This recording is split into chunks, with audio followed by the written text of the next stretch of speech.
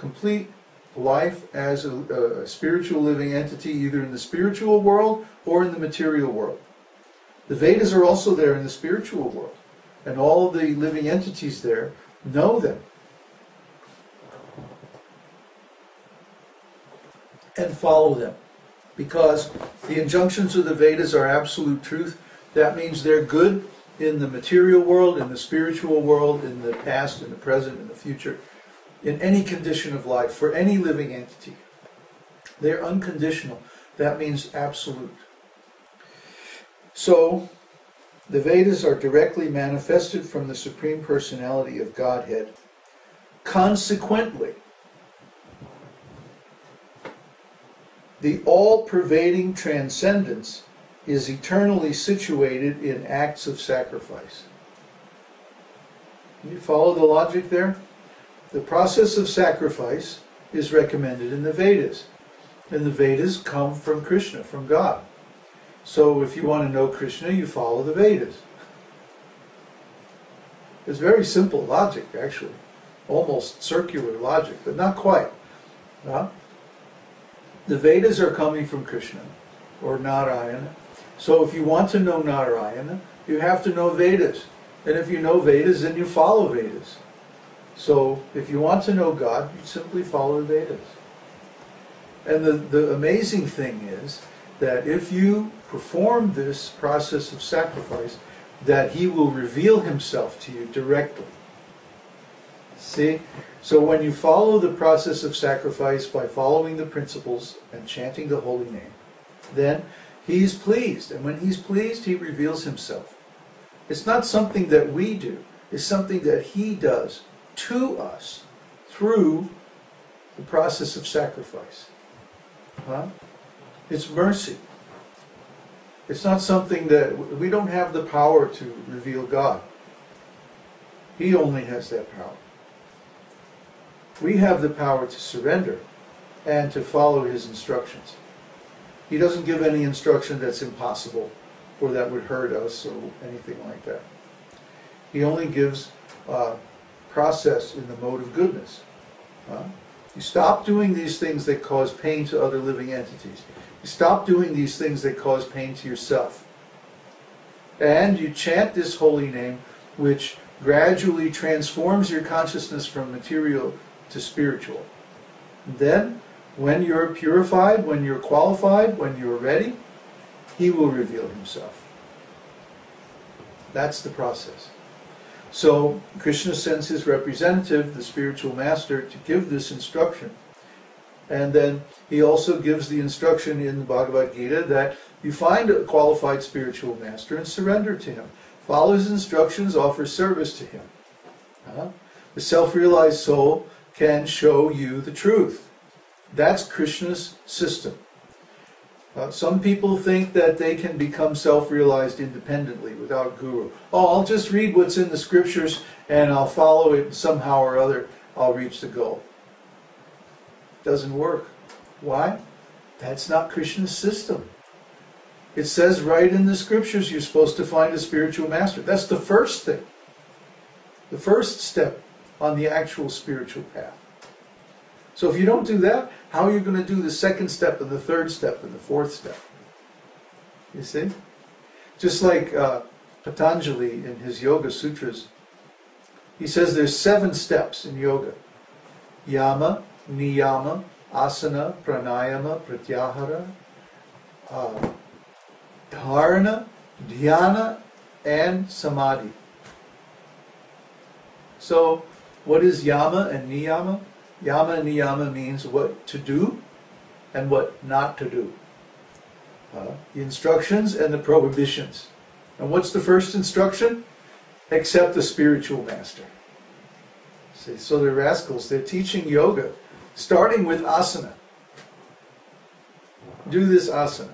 But without doing yama and niyama, how can they get the result of asana? You see? Asana means actually sitting. That one should be able to sit very nicely and quietly and meditate, concentrate the mind with pranayama, withdraw the mind from the sense objects by pratyahara, and so on. But they can't do any of that because they haven't done yama niyama. They haven't given up their nonsense, sense gratification, and they haven't accepted a spiritual master. So their progress is stopped. And it becomes just an exercise form. So the same thing can happen in devotional service. If someone approaches devotional service and they want the benefits of devotional service, but they don't really want to surrender to a guru, what happens? It turns into religion. And in religion, we have four rules, or maybe 5 rules if you count the chanting process. But in religion, there's 50 rules, 500 rules. Every year, the ISKCON GBC holds a meeting in Mayapur, and for 2 weeks, all they do is sit around and make rules. Now they've got so many rules, they can't even follow them. They couldn't even follow the first rule. Well, that's the point. They didn't follow the original simple rules, so now they have so many rules.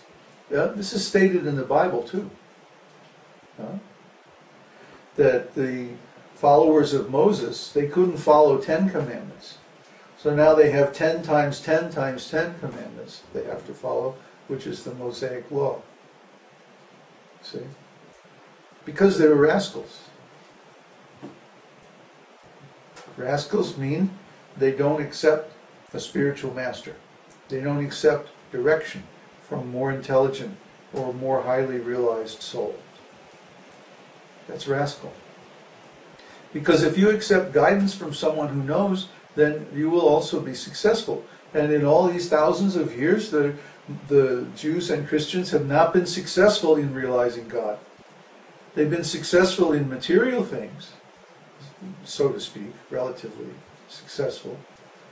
But they haven't been successful in teaching God consciousness. What does that mean? They missed the point. They missed the simple process.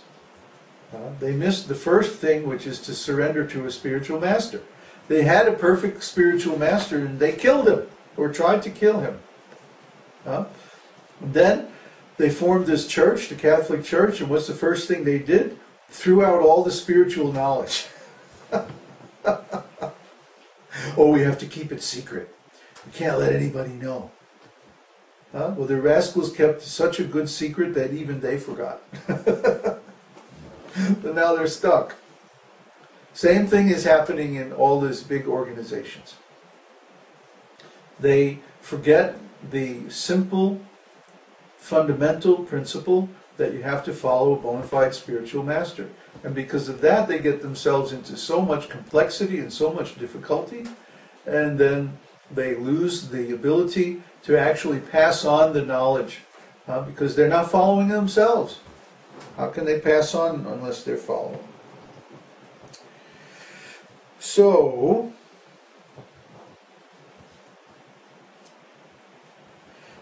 the Vedas are directly manifested from God. It says in the Vedas,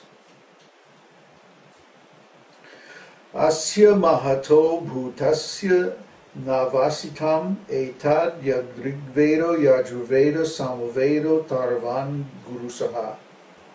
The 4 Vedas, namely the Rig Veda, Yajur Veda, Samaveda, and Atharva Veda, are all emanations from the breathing of the great personality of Godhead.